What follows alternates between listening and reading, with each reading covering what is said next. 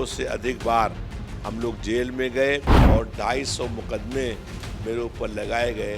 ये सभी मुकदमे संघर्ष के दौरान लगाए गए थे। तो आपने कांशीराम का हाथ न थाम करके मुलायम सिंह यादव का हाथ क्यों? मुलायम सिंह यादव जी जो लोग संघर्ष करते थे, जमीन पर काम करते थे, उनका सम्मान करने का काम करते थे। बहुजन समाज पार्टी पूरी तरीके से भारतीय जनता पार्टी की बी टीम बन गई है। आप कह रहे हैं कि सोफिया कुरैशी का बीजेपी की तरफ से अपमान किया गया, लेकिन व्योमिका सिंह भी तो बची नहीं थी और व्योमिका सिंह का भी तो रामगोपाल यादव की तरफ से विवादित बयान आया था, जिसको लेकर समाजवादी पार्टी सुर्खियों में थी। हमने उनका किसी का भी अपमान करने का काम नहीं किया। नमस्कार, टीवी 24 नेटवर्क देख रहे हैं आप और मैं हूं आपके साथ आकांक्षा सिंह। और आज हमारे साथ जो शख्सियत बैठे हुए हैं, बहरहाल किसी परिचय के मोहताज नहीं, हमारे साथ लखनऊ से विधायक रविदास मल्होत्रा जी हैं, जो कि समाजवादी पार्टी से विधायक हैं। रविदास जी, आपसे जानना चाहेंगे आपकी राजनीतिक जर्नी के बारे में। शुरुआत करेंगे आपकी जर्नी से। आपकी राजनीतिक जर्नी की शुरुआत कैसे हुई? आज से 50 साल पहले 1975 में लोकनायक जयप्रकाश नारायण जी की अगुवाई में पूरे देश में संपूर्ण क्रांति का आंदोलन शुरू हुआ। मैं उस समय जय नारायण महाविद्यालय छात्र संघ का उपाध्यक्ष था और उस संपूर्ण क्रांति के आंदोलन में हम लोग शामिल हो गए और उसके बाद देश में आपातकाल लग गया। आपातकाल में लोकतंत्र की हत्या कर दी गई, जनता के मौलिक अधिकार समाप्त कर दिए गए, प्रेस पर बैन लगा दिया गया। हम लोगों ने उसके विरोध में आवाज़ उठाई तो हम लोगों को बंद कर दिया गया और हम आपातकाल में 20 महीने लगातार बंद रहे। 50 साल पहले जब 20 महीने आपातकाल में बंद रहने के बाद जब जेल से रिहा हुए तो लोकतंत्र की बहाली हुई, जनता के संवैधानिक और मौलिक अधिकार वापस हुए और सत्ता में परिवर्तन हुआ। उसके बाद मैं लखनऊ यूनिवर्सिटी छात्र संघ का महामंत्री हो गया और हम लोगों ने पूरे उत्तर प्रदेश में बहुत बड़े बड़े छात्र युवा आंदोलन करे और उसके बाद से लगातार जो है जुल्म और अन्याय के खिलाफ जन समस्याओं और जनता के मुद्दों को लेकर के आंदोलन, प्रदर्शन और संघर्ष किए और अब तक लगभग 250 से अधिक बार हम लोग जेल में गए और 300 बार ऐसा हुआ कि गिरफ्तारी के बाद पुलिस लाइन या थाने से हम लोगों को रिहा कर दिया गया। जहाँ कहीं जुल्म, अन्याय, अत्याचार, दमन, शोषण, उत्पीड़न हुआ, हम लोगों ने वहाँ पहुँच करके संघर्ष करने का काम किया और 250 मुकदमे मेरे ऊपर लगाए गए, जो सभी प्रदर्शन, धरना, आंदोलन, सत्याग्रह के थे। उसमें से लगभग 240 मुकदमे जो हैं वो ख़त्म हो गए और 9-10 मुकदमे अभी हमारे ऊपर चल रहे हैं। ये सभी मुकदमे संघर्ष के दौरान लगाए गए थे। कभी पूरे जीवन में आज तक एक भी मुकदमा आपराधिक या किसी से कहा सुनी का भी नहीं लगाया गया है। छात्र नेता से आपके राजनीति की शुरुआत हुई, समाजवादी पार्टी का दामन थामा आपने। 2012 से आप लखनऊ से विधायक हैं। इसके पीछे की क्या कुछ कहानी, कैसे समाजवादी पार्टी का दामन थामा आपने? जब हम लखनऊ यूनिवर्सिटी छात्र संघ के महामंत्री थे और उस समय के बाद जनता दल बन गया 1989 में और माननीय मुलायम सिंह यादव जी उत्तर प्रदेश के अध्यक्ष हो गए। मुलायम सिंह यादव जी छात्र और युवा नेताओं की बहुत कद्र करते थे और उनको अपनी पार्टी में शामिल करने का प्रयास करते थे। ऐसे ही उन्होंने हमसे भी हमारा उनका संपर्क हुआ और उन्होंने हमको 1989 में यहाँ लखनऊ से टिकट दिया और मैं विधायक बना। हम विधायक बने और माननीय मुलायम सिंह यादव जी उत्तर प्रदेश के मुख्यमंत्री बने पहली बार और हम पहली बार विधायक बने। और उसके बाद से जो है समाजवादी पार्टी जब बनी तब समाजवादी पार्टी में आ गए। समाजवादी पार्टी में माननीय मुलायम साहब जी जो लोग संघर्ष करते थे, जो लोग आंदोलन, प्रदर्शन, सत्याग्रह करते थे और बिना डर के आंदोलन करते थे, उन लोगों को अपनी पार्टी में शामिल करने का काम करते थे। समाजवादी पार्टी संघर्षों के कोख से पैदा हुई थी और मुलायम सिंह यादव जी ऐसे लोगों की बहुत कदर करते थे जो संघर्ष करते थे। हम उनके साथ जुड़ गए और उसके बाद उन्होंने हमको 2002 में टिकट दिया। 2002 में बहुत थोड़े अंतर से मुझको जो है शासन प्रशासन ने चुनाव हरा दिया। उसके बाद 2012 में मैं पुनः फिर से बहुत बड़े बहुमत के साथ जीत करके विधायक बना और उसी सरकार में मैं पहले बना राज्य मंत्री स्वयं प्रभार और फिर मेरे कार्यों को देख करके अखिलेश यादव जी ने मुझे कैबिनेट का मिनिस्टर बनाया और उसके बाद 2017 में कांग्रेस से गठबंधन हो गया। लेकिन कांग्रेस ने गठबंधन होने के बाद भी अपना प्रत्याशी खड़ा कर दिया मुझको हराने के लिए और भारतीय जनता पार्टी को जिताने के लिए। मैं उसमें थोड़े वोटों से चुनाव हार गया। गठबंधन होने के बाद भी कांग्रेस पार्टी के चुनाव लड़ाने के कारण से थोड़े वोटों से जो है हम चुनाव हार गए और ब्रजेश पाठक चुनाव जीत गए। 5 साल मैंने उनसे अधिक काम किया, जिसका परिणाम ये हुआ कि 2022 का जब चुनाव आया और मुझको पुनः टिकट मिला तो ब्रजेश पाठक जो 5 साल मंत्री रहे थे ये लखनऊ मध्य की सीट छोड़ करके यहाँ से भाग गए और फिर मैंने 2022 में भारतीय जनता पार्टी को बड़े अंतर से चुनाव हराने का काम किया। उसके बाद 2024 में मुझे इंडिया गठबंधन से लोकसभा का टिकट मिला। मैं चुनाव लड़ा और लगभग 4,87,000 वोट जो है मुझको मिले, जो अब तक के रिकॉर्ड थे। 2 विधानसभाओं में हमने राजनाथ सिंह को चुनाव हराया। एक अपने लखनऊ मध्य विधानसभा क्षेत्र में 11,000 से अधिक वोटों से राजनाथ सिंह को हराया और पश्चिम विधानसभा क्षेत्र के अंदर भी राजनाथ सिंह जी को हराया।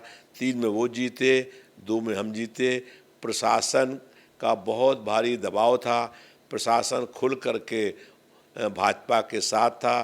तमाम तरह की धांधली, बेईमानी, गड़बड़ी, सत्ता और धन का खुला दुरुपयोग किया गया और उसके बाद जो है मैं थोड़े वोटों से लोकसभा का चुनाव हार गया। लेकिन मैं विधायक रहते हुए जनता की सेवा करने का काम कर रहा हूँ।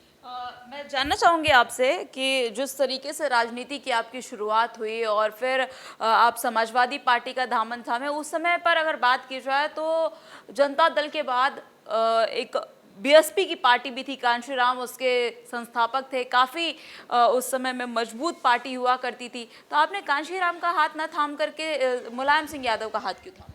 मुलायम सिंह यादव जी जो लोग संघर्ष करते थे, ज़मीन पर काम करते थे, उनका सम्मान करने का काम करते थे और समाजवादी पार्टी में जब हम शामिल हुए हैं तब तक बहुजन समाज पार्टी बनी ही नहीं थी और बाद में बहुजन समाज पार्टी से समाजवादी पार्टी का गठबंधन भी हुआ और उसके बाद जो है माननीय मुलायम सिंह जी उत्तर प्रदेश के मुख्यमंत्री बने।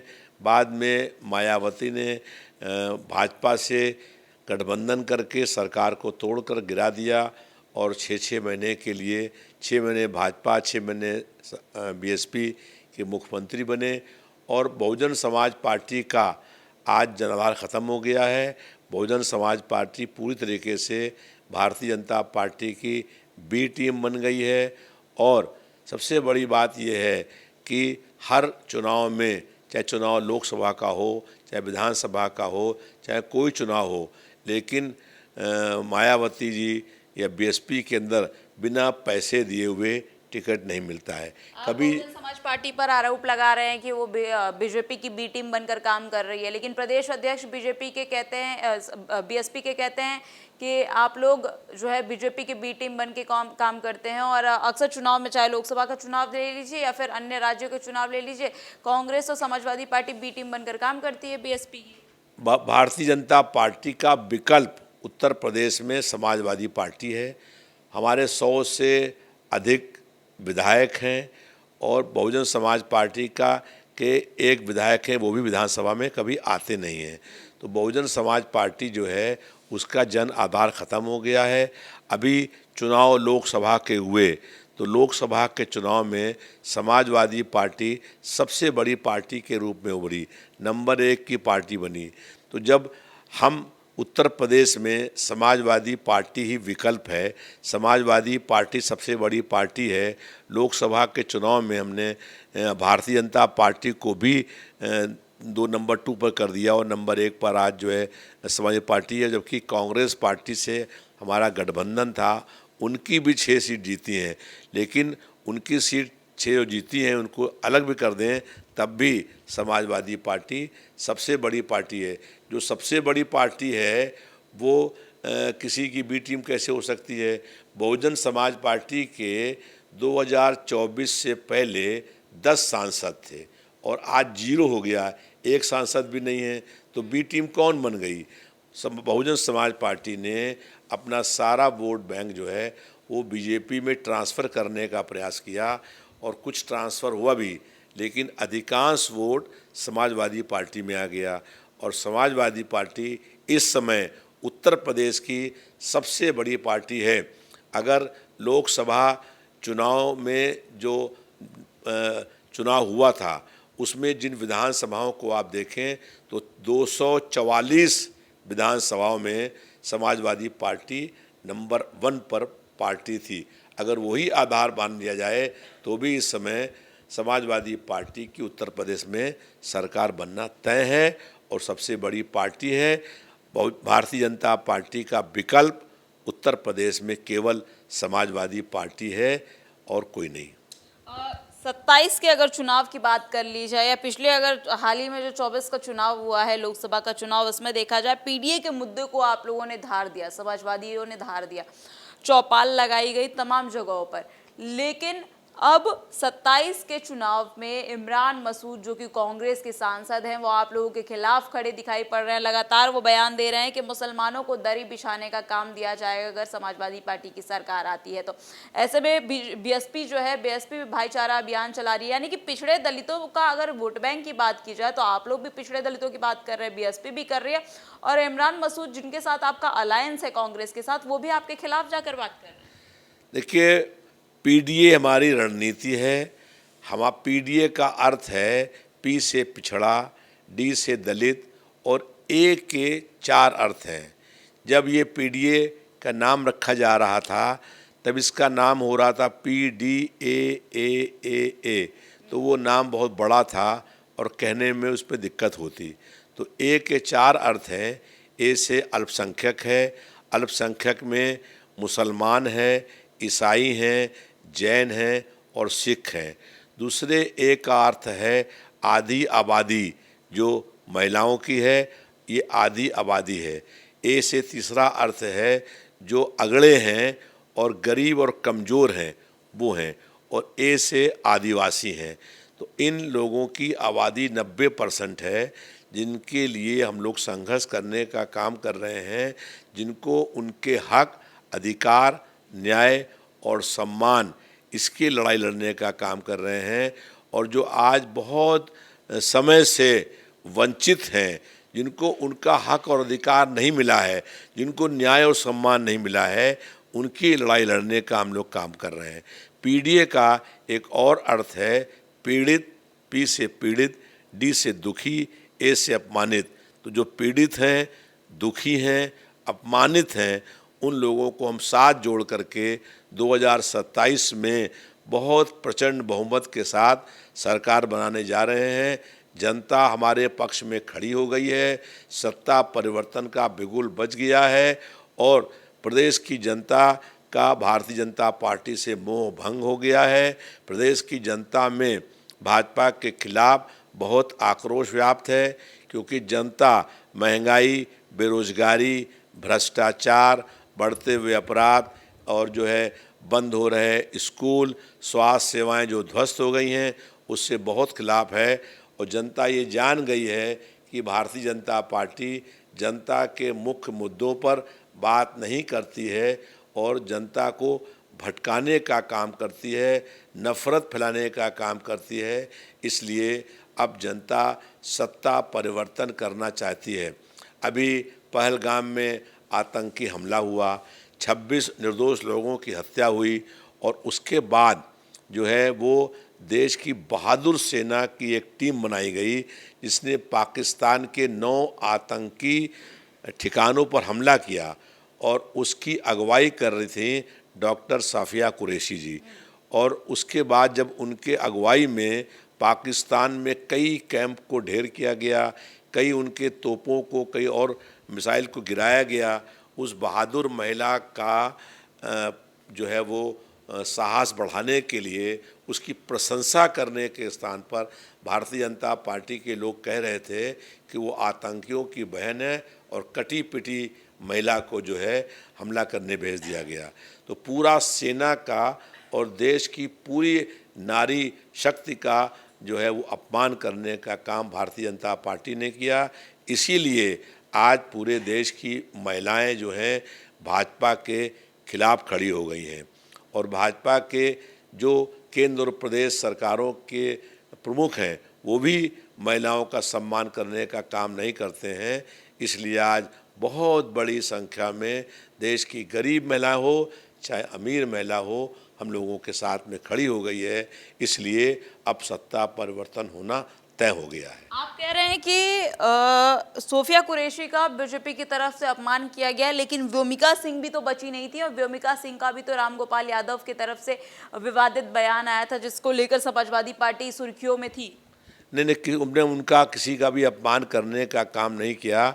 जब जो सेना के बहादुर जवान हैं हम लोग उनका हमेशा सम्मान करने का काम करते हैं। हमको सेना पर गर्व है और हमारी सेना बहुत बहादुर है, लेकिन केंद्र की सरकार बहुत कमज़ोर थी और इसीलिए जो युद्ध विराम शुरू हुआ उस युद्ध विराम को बंद करने का ऐलान अमेरिका ने किया। अगर युद्ध शुरू हो गया था तो पाकिस्तान और भारत के प्रधानमंत्री तय करते, युद्ध विराम का ऐलान करते, लेकिन अमेरिका ने युद्ध विराम का ऐलान किया और अमेरिका के युद्ध विराम के ऐलान करने के बाद भारत ने कुछ नहीं कहा और सिलेंडर करके युद्ध विराम कर दिया। ऐसे ही 1971 में जब पाकिस्तान और भारत का युद्ध हुआ था तो अमेरिका ने युद्ध विराम का ऐलान किया था, लेकिन तत्कालीन प्रधानमंत्री इंदिरा गांधी ने अमेरिका से परवाह किए बगैर पाकिस्तान पर हमला बोला और 93,000 सशस्त्र सैनिकों ने भारत की सेना के आगे आत्मबलिदान कर दिया और पाकिस्तान के 2 टुकड़े करा दिए गए और बांग्लादेश एक देश बन गया। लेकिन इस बार हमला जो है भारत की सेना और अधिक मजबूत थी।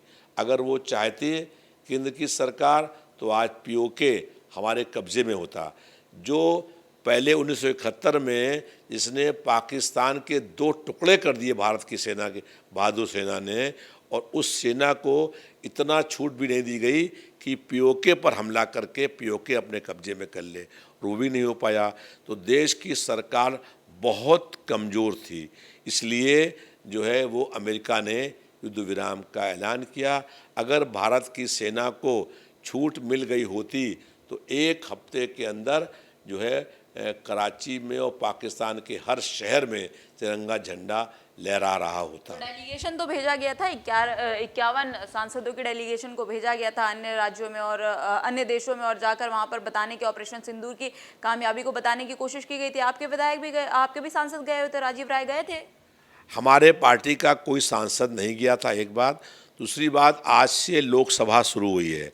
समाजवादी पार्टी ने ये मांग करी है कि पहलगाम में जो आतंकी हमला हुआ उसके बाद जो पाक बहादुर सेना के जवानों ने 9 आतंकी कैंपों पर हमला किया और जो डेलीगेशन गया उस पर खुले रूप से लोकसभा में चर्चा होनी चाहिए। लेकिन भारतीय जनता पार्टी की सरकार जो है लोकसभा में चर्चा कराने को तैयार नहीं है। इंडिया गठबंधन ने ये तय किया है कि जब तक पहलगाम पर चर्चा नहीं होगी, जब तक जो है आतंकी हमले हुए और सेना का युद्ध विराम हुआ, इस पर चर्चा नहीं होगी, तब तक हम हाउस चलने नहीं देंगे। इसलिए वहाँ पर अभी इस समय प्रदर्शन सांसद कर रहे हैं और उनकी मांग है कि इस पर चर्चा कराई जाए ताकि पूरा देश जान जाए कि कितनी कमज़ोर सरकार देश के अंदर है, कितनी बहादुर सेना के होने के बाद भी अमेरिका के युद्ध विराम के ऐलान के बाद देश के प्रधानमंत्री ने एक बयान भी देने का काम नहीं किया कि हम इस युद्ध विराम को नहीं मानते हैं। और एक बार कहने पर युद्ध विराम कर दिया गया और युद्ध विराम हो गया। तो उस पर पूरा देश जाने कि कितनी कमज़ोर सरकार है। इसलिए हम लोग ये मांग कर रहे हैं कि पहलगाम पर लोकसभा में पूरी चर्चा हो। लेकिन चर्चा आज स्वीकार नहीं हुई है, लेकिन लोकसभा अध्यक्ष को ये चर्चा स्वीकार करनी पड़ेगी। और जब चर्चा होगी तब पूरा देश जान जाएगा कि पहलगाम के हमले में भारतीय जनता पार्टी की सरकार कितनी दोषी है। आज तक वो पहलगाम में जो आतंकी हमला जिन लोगों ने किया था उनको गिरफ्तार भी नहीं कर पाई है। उन पर हमला करना तो बहुत दूर की बात है, उन्हें गिरफ्तार भी नहीं कर पाई है। और युद्ध विराम का ऐलान हो गया। ये देश को अपने आप मालूम हो जाएगा कि कितनी कमज़ोर सरकार है और कितनी अमेरिका के दबाव में काम करती है, पूरा देश जान जाएगा। ऑपरेशन सिंदूर की नाकामयाबी आप बताने की कोशिश कर रहे हैं। लोकसभा में तमाम विपक्षी दल के जो सांसद हैं वो प्रदर्शन कर रहे हैं। ऐसे में सवाल यह है कि उत्तर प्रदेश में भी सदन शुरू होने वाला है, विधानसभा सत्र की शुरुआत होने वाली है। क्या उत्तर प्रदेश के विधानसभा सत्र के दौरान भी ऐसा प्रदर्शन, ऐसा विरोध देखने को मिल सकता है ऑपरेशन सिंदूर के? हम लोग विधानसभा में सत्र शुरू हो इसकी मांग कर रहे हैं। और हम लोगों की ये मांग भी है कि ये सत्र बड़ा होना चाहिए। कम से कम जितना चल रहा है लोकसभा में 1 महीने का, तो 1 महीने का सदन यहाँ भी हो, ताकि जनता के हर मुद्दों पर चर्चा हो। और हम लोग भी सदन के प्रथम दिन जो है वो भाजपा सरकार के खिलाफ प्रदर्शन करेंगे। चौधरी चरण सिंह जी की जो मूर्ति अंदर लगी हुई है वहाँ पर आंदोलन होगा, धरना होगा, प्रदर्शन होगा। और सरकार के खिलाफ हम लोग वहाँ पर अपनी आवाज़ बुलंद करने का काम करेंगे। और विधानसभा के अंदर भी जो जनता के मुद्दे हैं, महंगाई, बेरोजगारी, भ्रष्टाचार, बढ़ते हुए अपराध, हमारी आज कोई बहन और बेटी प्रदेश में सुरक्षित नहीं है। आज विकास के सारे काम ठप हैं। अस्पताल में दवा, इलाज और जांच नहीं हो रही है। शिक्षा, स्कूल जो हैं बंद किए जा रहे हैं। और इन तमाम मुद्दों को लेकर के नाले में जो है, नाले खुले हुए हैं, लोग नाले में बह करके बरसात के महीने में बह के उनकी मौतें हो रही हैं। बरसात का गंदा पानी नालों में भर गया है। नाले जब बरसात होती है तो लखनऊ शहर में 1 लाख से अधिक लोग केवल नालों के पानी उनके घरों के अंदर भर जाता है। इन तमाम मुद्दों को लेकर के और विकास के मुद्दों को लेकर के हम लोग विधानसभा के अंदर अपनी पूरी ताकत के साथ संघर्ष भी करेंगे, अपनी आवाज़ भी उठाएंगे और इन मुद्दों पर चर्चा करने के लिए सरकार को बाध्य भी करेंगे। आप कह रहे हैं कि विकास के मुद्दे को उठाएंगे, तमाम मुद्दे आपने गिनवाए। महिला सुरक्षा, बीजेपी सरकार कह रही है कि महिलाएं हमारे सरकार में काफ़ी ज़्यादा सुरक्षित है, क्योंकि समाजवादी पार्टी की सरकार हुआ करती थी तो गुंडे माफियों की सरकार हुआ करती थी। और उस समय अखिलेश यादव को हाल ही में मुख्यमंत्री योगी आदित्यनाथ का बयान है, उन्होंने कहा है कि अखिलेश यादव और समाजवादी पार्टी आतंकवादियों की, माफियाओं, गुंडों की सरगना है। देखिए, समाजवादी पार्टी संघर्षों के कोख से पैदा हुई है और भारतीय जनता पार्टी और आतंकियों में कोई अंतर नहीं है। आतंकी भी धर्म पूछ करके हत्या करते हैं और भारतीय जनता पार्टी भी जाति और धर्म पूछ करके हमला, दमन, उत्पीड़न, जुल्म और अन्याय करने का काम करती है। समाजवादी पार्टी की सरकार थी तो सारे गुंडे भाग गए थे। आज हम ने दावा किया, पूछा भी है विधानसभा के अंदर कि बताइए उत्तर प्रदेश में टॉप 20 अपराधी कौन है। अगर उत्तर प्रदेश की सरकार में मेरी चुनौती है, हिम्मत है, तो उन 20 अपराधियों का नाम घोषित कर दे जो टॉप 20 अपराधी हैं और 20 में से 20 अपराधी भारतीय जनता पार्टी के नेता हैं या भारतीय जनता पार्टी के समर्थक हैं। जिन लोगों के ऊपर 50 से अधिक आपराधिक मुकदमे लगे हुए हैं उनकी सरकार लिस्ट जारी कर दे और सारे अपराधी भारतीय जनता पार्टी के नेता हैं या उनके कार्यकर्ता हैं। तो समाजवादी पार्टी में एक अपराधी का नाम बता दें, हम पर मुकदमे लगे हैं, सारे मुकदमों की जांच कर लीजिए। 250 मुकदमे लगे हैं, 250 बार जेल में गए हैं, लेकिन सारे मुकदमे हैं राजनीतिक प्रदर्शन, धरना, सत्याग्रह और आंदोलन के। समाजवादी पार्टी में एक भी ऐसा गुंडा नहीं है जिसके ऊपर आपराधिक मुकदमे 50 से अधिक चल रहे हों। तो सारे मुकदमे जो भारतीय जनता पार्टी के नेता के हैं, तो कौन पार्टी गुंडों की पार्टी है? किसकी सरकार में गुंडे पनपे हैं? किसकी सरकार में जो है अपराधी अपराध करने के लिए हो रहे हैं? किसकी सरकार में जो है आज जनता परेशान है? आज भारतीय जनता पार्टी की सरकार में अपराधी भयमुक्त हो गए हैं, जनता भयभीत है, लगातार अपराधों में बेतहाशा वृद्धि हो रही है और भारतीय जनता पार्टी के संरक्षण में अपराधी पनप रहे हैं, फल फूल रहे हैं।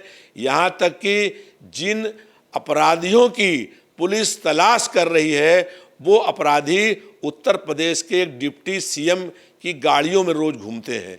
कभी भी उनकी गाड़ी चेक कर ली जाए तो उनकी गाड़ी में वो अपराधी मिलेंगे जिन अपराधियों की पुलिस बलात्कार और हत्या में खोज कर रही है। एक आखिरी सवाल और लूंगी। इंडिया अलायंस की बात की जा रही है, 27 में इंडिया अलायंस होगा, अखिलेश यादव लगातार बयान दे रहे हैं, लेकिन कांग्रेस की तरफ से वो समर्थन नहीं दिखाई पड़ रहा है। इमरान मसूद लगातार आप लोगों पर हमलावर हैं, लगातार वो कटाक्ष कर रहे हैं, वो कह रहे हैं कि मुस्लिमों की हक की बात नहीं करती है समाजवादी पार्टी, और 27 में है, 26 के चुनाव में हमें किसी बैसाखी की जरूरत नहीं है, हमें कोई बड़े भाई की जरूरत नहीं है। देखिए, 27 के चुनाव में सत्ता परिवर्तन का शंखनाद हो गया है। समाजवादी पार्टी अकेले बहुमत की सरकार बनाने में सक्षम है। हम किसी नेता के जो कांग्रेस पार्टी के बोल रहे हैं उनके बारे में बोलना नहीं चाहते हैं। कांग्रेस पार्टी के नेता राहुल गांधी जब कोई बोलेंगे तब उसका जवाब दिया जाएगा। अभी इंडिया गठबंधन जो है वो बरकरार है और हम लोग इंडिया गठबंधन से ही चुनाव लड़ेंगे। कोई गठबंधन का एक दल अगर बाहर निकल जाएगा तो उसकी हमको फिक्र नहीं है। उत्तर प्रदेश में पूर्ण बहुमत के साथ समाजवादी पार्टी की सरकार बनेगी और अखिलेश यादव जी प्रदेश के बहुमत से मुख्यमंत्री बनेंगे और उत्तर प्रदेश फिर से विकास की ओर बढ़ेगा। महंगाई कम होगी, बेरोजगारी ख़त्म होगी, अपराध बंद होंगे और विकास के काम शुरू होंगे। हमारी बहन और बेटियां सुरक्षित होंगी। अस्पतालों में दवा, इलाज और जांच सब मुफ्त होगा और जो बंद 5000 स्कूल भाजपा सरकार ने बंद किए हैं वो स्कूल फिर से खुलेंगे।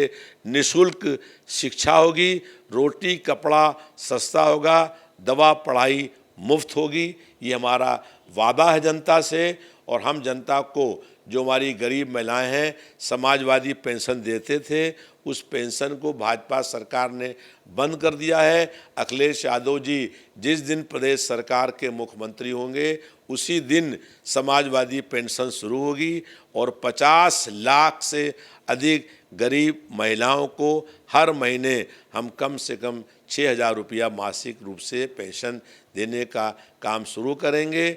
और जो है स्कूलों के अंदर जो बंद स्कूल किए गए हैं उन सारे स्कूलों को फिर से खोला जाएगा। हम लोग शिक्षा के प्रति बहुत ध्यान देंगे और हर मोहल्ले में क्लिनिक होगा।